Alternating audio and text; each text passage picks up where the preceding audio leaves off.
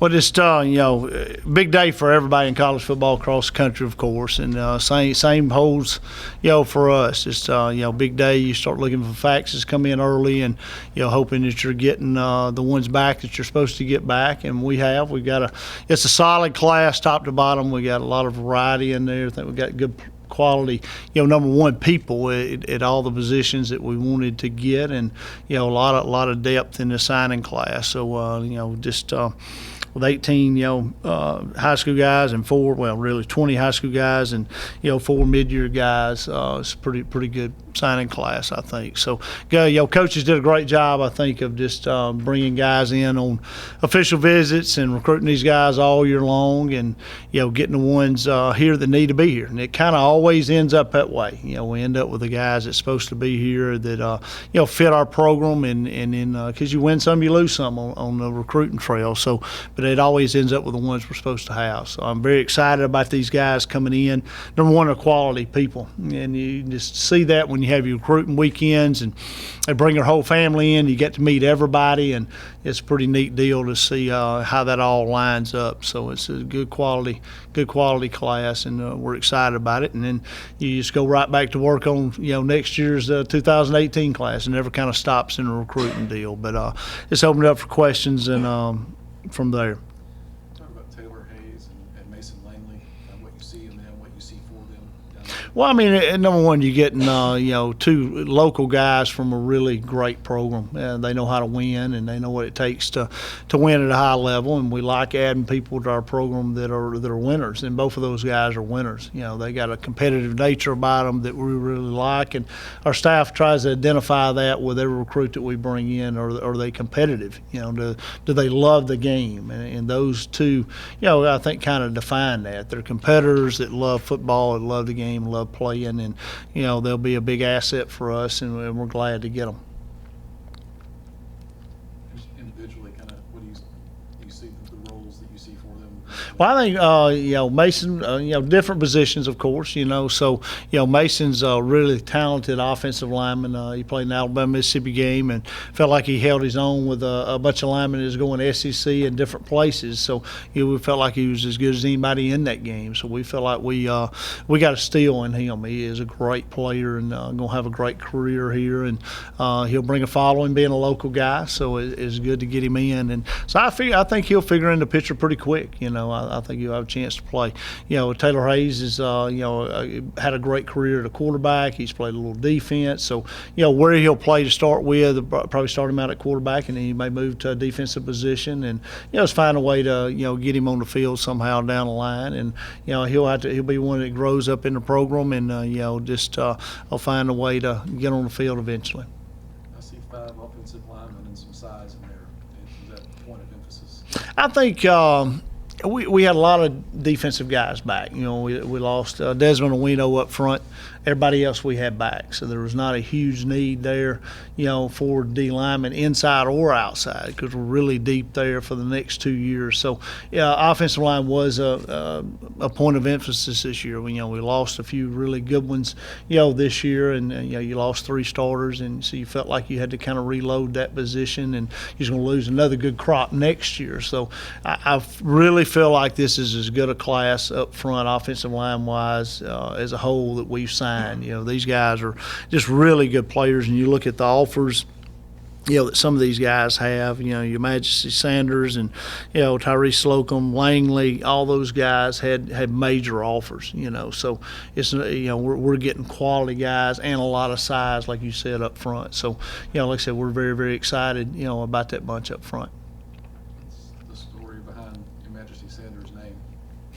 don't know. We call him Magic. That's what we call it. We call him Magic. So when it comes to press conference stuff, I'm sure we'll be saying Magic. But you talking about a kid that had SEC offers, and just he probably had 24 offers from all over the place, and had a lot of FBS Power 5 schools, not just mid majors, but Power 5 schools trying to get him to visit the last couple of weekends. So for us to be able to sign him and hang on to him was a huge thing. Got a great family. military family. Dad's fixing to retire from the military, and he's ready to come up and tailgate for games. And so it's we're getting a quality person there as well as a great player. Love the way he competes and his size and just everything he brings to the game. Could you talk about signing a kicker?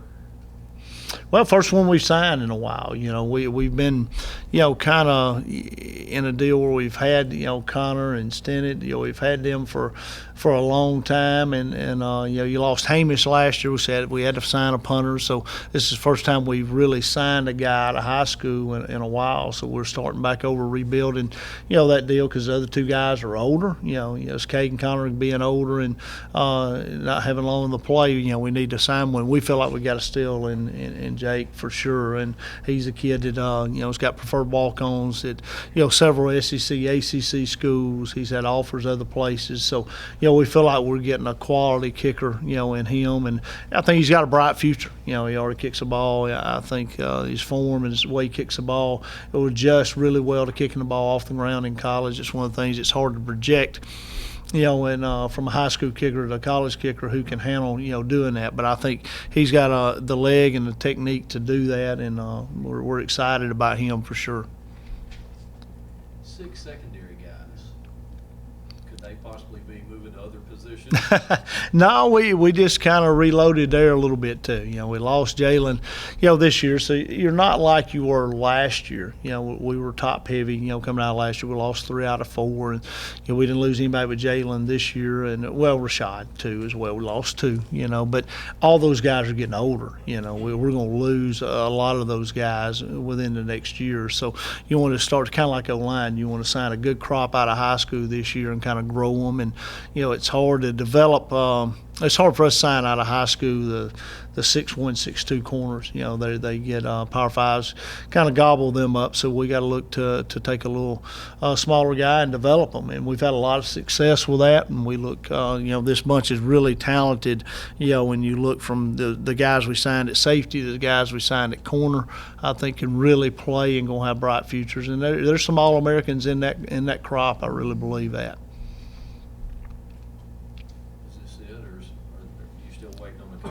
We got a couple guys we're waiting on, but this is pretty much it now. I think you add in the guys we took at mid-year. We took two guys that one high school guy coming out at mid-year, and then 2 guys that came out of academies that we think are really good players too. And you talk about the O-linemen, really you add in the 2 that we took.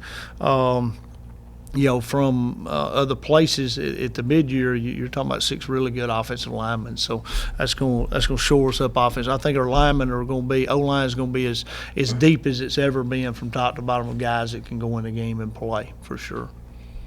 Really went into South Alabama this year. We did, and we hit, and that was a point of emphasis as well. We've not recruited Mobile. We've recruited Mobile and always done traveling camps down there, but never really focused a lot of concentration and time there, and we really did that this past year. Our coaches down there did a great job of recruiting that area, and it's one of those things that recruiting's kind of changing in the last couple of years, and so I feel like making a headway there, even though it's a little further than some of our out-of-state places. Is still you got the Alabama name to it, and I think people identify with us, and so it's been really good for us. I mean, I think that's going to open up a area that's really a hotbed, I think, of talent in the Southeast, and get some guys from there because we've never really had a lot of guys from that area. So, and we had a couple guys on team already, with Lang and JT and BJ. So it's that's big, and we'll continue getting kids from there as well.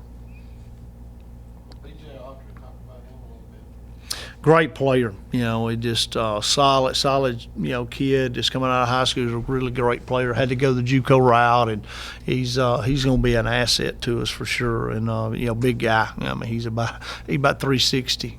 So he's a big boy. So he's going to be. I can't wait to see him in spring training, and I think that's going to be a good thing for us. And Nate Archer too.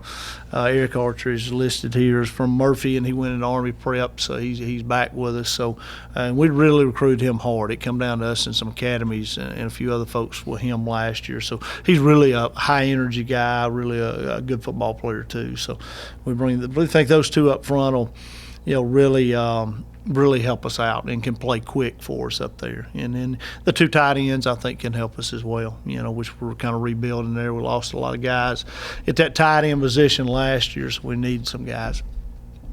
Alexander, that's not the kid from Texas that came last year?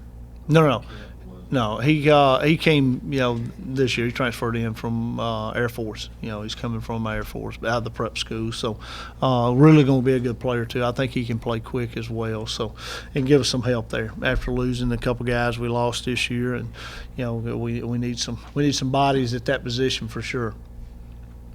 When you look at the guys, Coach, there aren't many guys when you look at their other offers that didn't have at least 1 or 2 FBS offers. Just kind of talk about getting those guys. Well, I mean, it's huge, and for a guy, these guys, I was talking about the Mobile deal. It's getting harder, I mean, the classes that we've signed, we've been very fortunate, in the last few years, and just to hang on to guys because, they offer some things that we don't offer, so it's harder to hang on to a Randy Robinson type guy, so to be able to, for a kid that he really wants to play here, to come here, and so I think you just got to take your hat off to the program we've established here, and the people want to be a part of it, and the atmosphere that we have, and I think that's the thing that sets us apart. The parents come in, they kind of see what we're about, and they like the atmosphere and how we handle our business, and like I said, it's I think that's a big thing.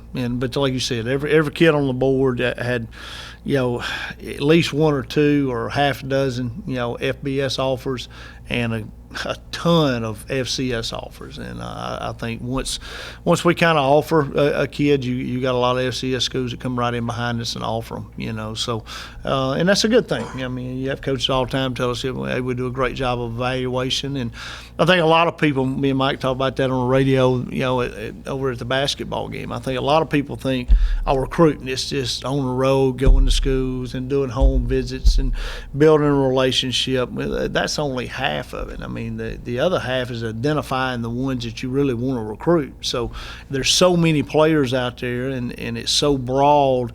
You spend hours and hours of evaluating those guys. And our recruiting department, which we got a separate thing, is that's what they do every day, and they get it to our other support staff. It gets to our coaches, and there's a lot of hours goes into that evaluation, which is huge. And I think we do. I think we do a great job of evaluation. When you get down to it, because for these 22 kids we're getting, you probably recruited 2,200, to get to that 22. So it takes a lot of work there, and I think it's something that people don't realize about recruiting is how many hours are putting in just the evaluation, of the deal. What about those skill guys? I know you talked about Taylor earlier, but Webb and then Mike Matthews as well. Kind of the skill guys that you get. Yeah, well, you go back to take the running back, for instance. I think Matthews is going to be really, really good. You're going to love that kid when you meet him, and how he plays the game, and just mature beyond his years. And a power runner.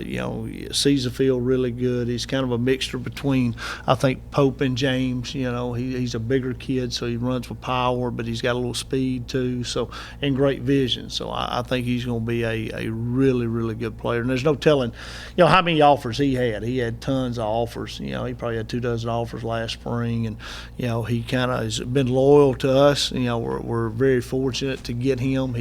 Once he committed, he kind of shut it down. So there's no telling what he would have come up with. Here at the end, especially when people start struggling for people, and that drop falls and people start selling guys. So we're glad to have him.